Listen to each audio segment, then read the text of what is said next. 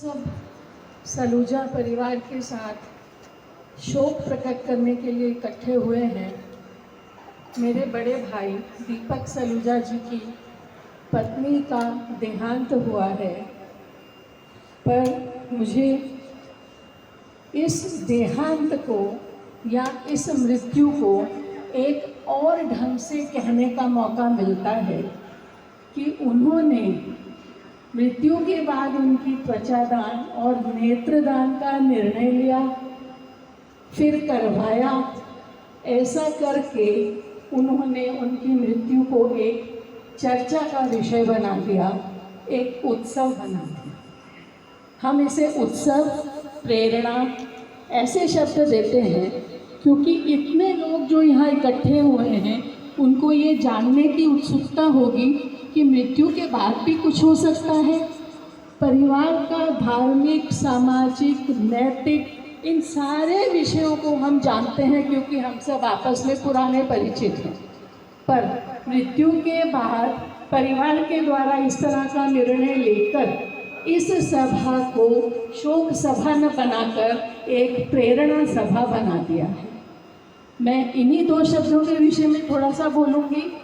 त्वचा दान जो इनके यहाँ से हुआ है वो जले हुए मरीजों के उपचार के लिए बहुत ही उपयोगी है और उसकी बहुत आवश्यकता है और बहुत कमी है। तो ये एक बहुत बड़ा मानवता की सेवा का काम हुआ है। जो व्यक्ति बहुत अधिक रूप से जल जाते हैं, प्राकृतिक रूप से हीलिंग तो अपने आप होती है, पर जब दान की हुई त्वचा की एक परत उसके ऊपर लगा दी जाती है तो इन्फेक्शन से बचाव होता है और बाहरी कोई भी तकलीफ नहीं होती है त्वचा को और उसकी हीलिंग बहुत जल्दी होती है। तो ये हमारे लिए एक बहुत बड़ा प्रेरणा का सबब है, प्रेरणा का एक उत्सव है, प्रेरणा का एक मौका है। हम बिछुड़ने को एक प्रकृति का नियम है और सत्य नियम है ये। इस नियम के साथ साथ अगर इस चीज़ को याद रखते हैं कि मृत्यु के बाद भी हमारे शरीर की बहुत सारी चीज़ें काम आ जाती हैं, तो हमारा रवैया मृत्यु के प्रति बदल जाता है।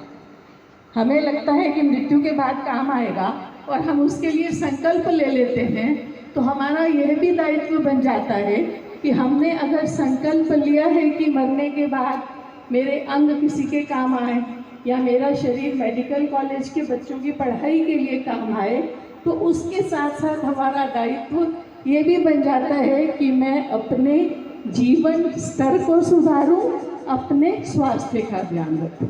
तो ये सारी चीज़ें, जीवन और मृत्यु की जो प्रक्रिया है, ये दान शब्द के साथ मृत्यु के बाद अगर हम दान के लिए संकल्प लेते हैं उसके साथ ये जुड़ जाती है।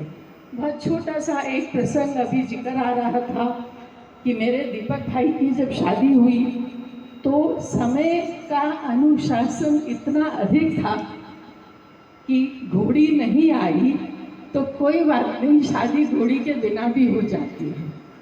तो मुझे इनकी इस घटना ने अंदर तक अभिभूत किया। इनके जो मौलिक चिंतन है, जो नैतिक दायित्व समाज के प्रति ये पूरा परिवार अपना निभाता है और इनका अपनापन और स्नेह का वातावरण, मुझे व्यक्तिगत रूप से इनसे मिले इस परिवार से केवल 10 साल हुए हैं। और जो मैं चर्चा यहाँ सुन रही थी कि पाकिस्तान बनने के समय से लोग सब एक दूसरे को जानते हैं।